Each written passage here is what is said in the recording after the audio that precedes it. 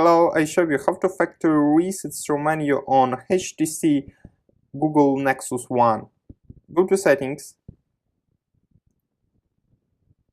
In Settings, choose Privacy. Then select Factory Data Reset. Finally, click Reset Phone and erase everything. Your device will now restart.